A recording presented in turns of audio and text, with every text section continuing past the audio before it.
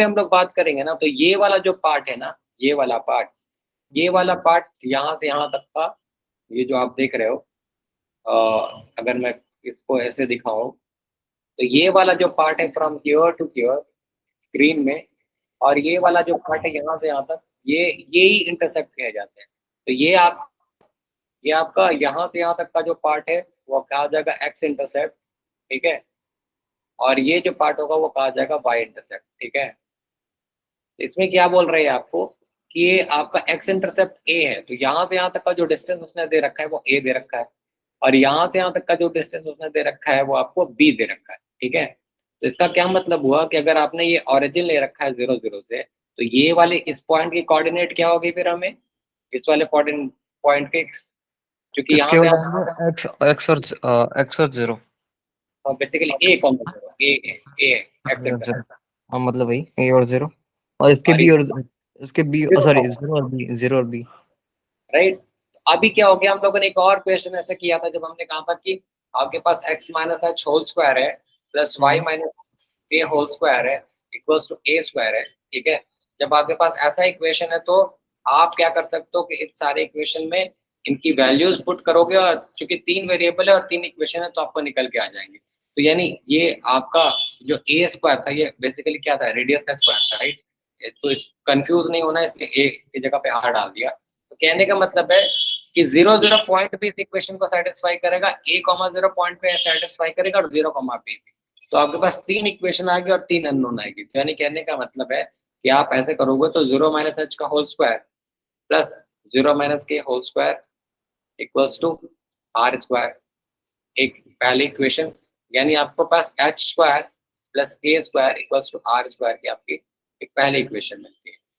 फिर आप दूसरा पॉइंट पुट करते हो a कॉमा 0, एक्स के एक्स जगह पे माइनस, ए रखेंगे, सही है, ए माइनस एच रखेंगे, सॉरी, और हाँ, और बी माइनस और 0, बी माइनस 0 0। माइनस, राइट, ठीक है। तो यानी ये क्या होगा आपको, A square plus H square minus 2ah plus K square equals to R square, ये आपका इक्वेशन 2 हो जाएगा।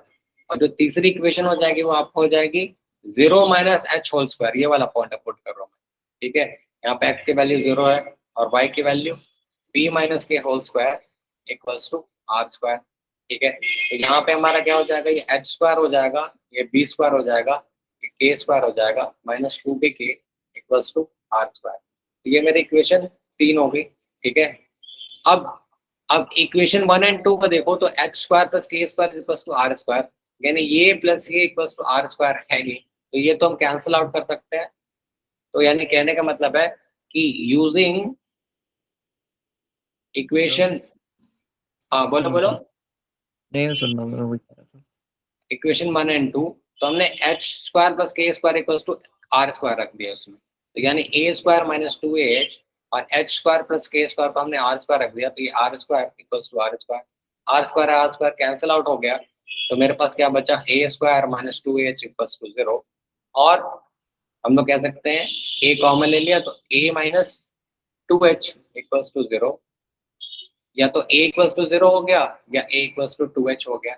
यानी कह सकते हैं हम लोग कि h जो अननोन है वो मेरा a/2 आ गया, ठीक है। एक ठीक है। सिमिलरली अगर मैंने इक्वेशन 1 एंड 3 को यूज किया तो फिर से H square plus K square को मैं आर स्क्वायर लिख सकता हूँ, तो मैं लिखूंगा B square minus 2bk plus R square equals to R square. फिर से आर स्क्वायर कैंसिल हो गया तो मेरा यहाँ पे बचा B minus 2k equals to 0। This implies इधर b इक्वल्स टू 0 और b इक्वल्स टू 2k और a इक्वल्स टू b/2। तो यहाँ पे से मेरा a/2 और b/2 h और k निकल गया। अब मैं यहाँ पे इसमें इक्वेशन में रख दूंगा H square plus K square, तो आर स्क्वायर भी निकल जाएगा मेरा। मतलब कहने का है कि अगर आपने a स्क्वायर बाई 4 रख दिया प्लस b स्क्वायर बाई 4 रख दिया तो that would be equal to R square. तो ठीक है। यानी आपको इतनी सारी चीजें, ये 3 चीजें आ गई। अब यानी आपको h भी मिल गया, k भी मिल गया और r भी मिल गया।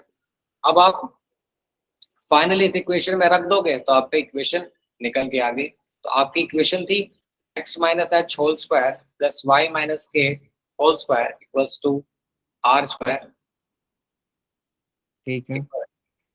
अब यहाँ पे हमने क्या किया, इसको लिख दिया x, पूरा पूरा ऐसे ही खोल के लिख देते हैं, X square plus H square minus 2xh plus Y square plus K square minus 2yk equals to R square.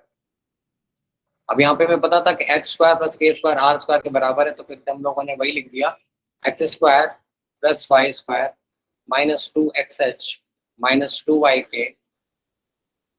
H square plus K square cancel हो गया। अभी हमारा फाइनली क्या बचा भाई, यहाँ पे X square minus Y square minus H की जगह पे a/2 रख दिया, तो 2x into a/2 minus 2y into b/2 equals to 0। और ये फाइनली यहाँ पे हमारा इतना करने के बाद ये आया X square plus Y square plus A minus Y B Y. हाँ हाँ, तो ये आपका फाइनली आपका यही इक्वेशन है। तो आप इसको फिर से फाइनल वेरीफाई कर सकते हो कि वेरीफाई कैसे करेंगे, क्योंकि हमने बोला था कि 0 0 a,0 और 0, भी पास करती है, तो हम लोग डाल के देखेंगे तो 0 0 तो सेटिस्फाई कर ही रहा है, 0 + 0 minus a into 0 minus b into 0 equals to 0। फिर a, 0 डाल के देखा तो a square plus 0 square minus a into a minus b into 0, तो जिससे a स्क्वायर दिस इज a स्क्वायर, फिर से हमारा 0 आ गया। इसको भी डालोगे तो फिर 0 आ जाएगा। तो बेसिकली ये तीनों पॉइंट सेटिस्फाई करेंगे इस इक्वेशन को, तो यही है आपकी इक्वेशन फाइनली। तो जनरली आपको ऐसे क्वेश्चन जब भी देता है कि आपके 3 पॉइंट दे रखे हैं और आपको निकालना है, तो ये वाला इक्वेशन आपके ऐसे ही बनते हैं कि आपके पास ये अननोन है, आपको एक एक करके जो भी अननोन है, बेसिकली एच एन के तो मानते हैं कि एच एन के सेंटर है, हमें एक्चुअल सेंटर चाहिए। एक्चुअल सेंटर देने की जगह पर उसने हमें कुछ कुछ इन्फॉर्मेशन दे रखी होती है। अब तो दैट्स वाई हम लोग H and K and R को उनके टर्म्स में निकालते हैं, and then finally when we put them back, तो हमारा यहाँ पे देखो ना एच है ना के है ना आर है, anything we do not have any other things than A and B जो कि हमें इन्फॉर्मेशन दे रखी है। ठीक है।